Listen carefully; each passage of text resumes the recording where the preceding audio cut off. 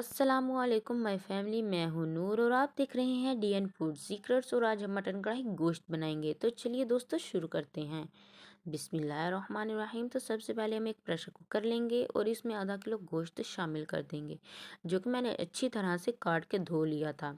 और जी दोस्तों, ये मेरी पहली वीडियो है, प्लीज़ मुझे ज़रूर सपोर्ट कर दीजिएगा और मेरे चैनल को भी सब्सक्राइब कर दीजिएगा। और यहीं पर अब ग्रेवी की बात आती है, तो ग्रेवी बनाने के लिए हम सबसे पहले लहसुन और प्याज डाल देंगे और इसके बाद एक अदद बड़ा कटा हुआ लाल टमाटर शामिल कर देंगे।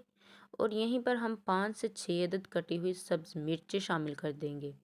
और इसके बाद अब कुछ स्पाइसेस की बात आती है, तो हम स्पाइसेस के लिए इसमें नमक, काली मिर्च, लाल मिर्च, हल्दी पाउडर, 2 अदद बड़ी इलायची, 4 अदद लौंग और कुछ खड़ा मसाला शामिल कर देंगे। और यहाँ पर अगर हम पानी की बात करें तो मैं इसमें एक बड़ा जग पानी का ऐड करूँगी।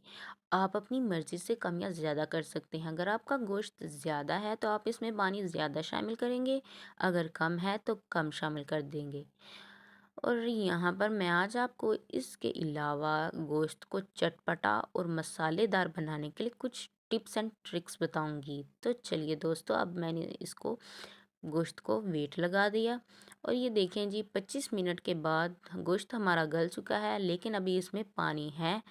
तो हम अच्छी तरह से पहले पानी को सुखा लेंगे और फिर हाजिर होंगे। तो जी दोस्तों, ये देखिए मैंने पानी को बहुत ही हद तक कम कर दिया है और अब मैं आपको इसमें चम्मच भी मार के दिखाऊंगी।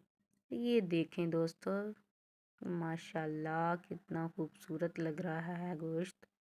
और यहाँ पर अब हम गोश्त को जायकेदार बनाने के लिए इसमें अदरक का पेस्ट डालेंगे। अदरक का पेस्ट हम इसलिए इसमें शामिल करेंगे क्योंकि ये गोश्त के जायके को इन्हेंस करेगा और गोश्त को मज़ेदार और लजीज बनाएगा। तो चलिए दोस्तों, मैंने इसमें अदरक का पेस्ट शामिल कर दिया है। तो अब मैं इसको अच्छी तरह से भून लूँगी। और जी दोस्तों, ये देखिए मैं इसको बहुत ही अच्छी तरह से भून रही हूँ। इसकी बुनाई इस हद तक करें कि इसमें जो स्मेल होती है यानी कि छान, वो अच्छी तरह से ख़त्म हो जाए। इसकी बुनाई में कोई कंजूसी मत कीजिएगा। और जी दोस्तों, ये देखिए मैंने बहुत ही अच्छी तरह से इसकी भुनाई कर ली है। अब हम इसमें आधी कटोरी ऑयल शामिल करेंगे। आपके पास ऑयल हो, घी हो, कुछ भी शामिल कर सकते हैं, लेकिन अच्छा होकर आप ऑयल ही शामिल करें। तो जी दोस्तों, अब हम इसको अच्छी तरह से मज़ीद भूनेंगे। गोश्त का मज़ा तभी आता है जब वो अच्छी तरह से भुना हुआ हो और अच्छी तरह से ही गला हुआ भी हो। और यहाँ पर मैं गोश्त की बहुत ही अच्छी तरह से भुनाई कर लूँगी। तो जी दोस्तों, देखें मैं बहुत ही अच्छी तरह से भून रही हूँ क्योंकि मैं गोश्त की भुनाई में कोई भी कंजूसी और कोताही नहीं बरतती।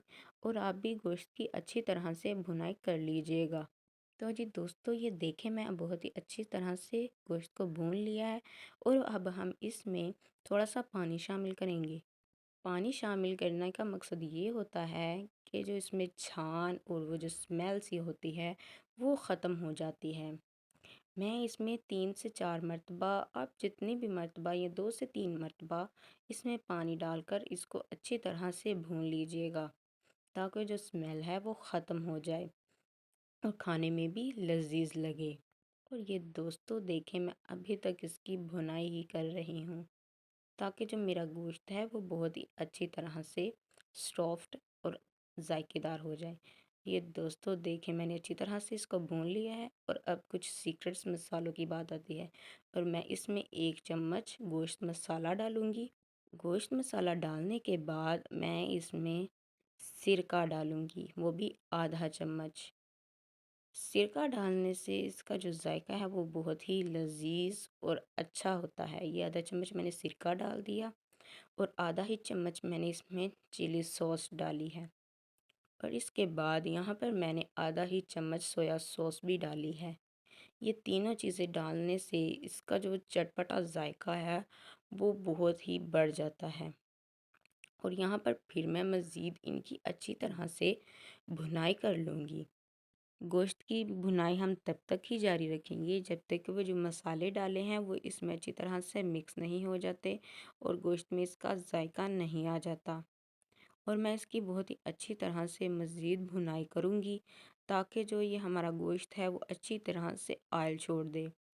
ऑयल छोड़ने का मतलब ये होता है कि जो गोश्त है वो अच्छी तरह से भून चुका होता है। ये जी दोस्तों, ये देख लें गोश्त ने ऑयल छोड़ दिया है।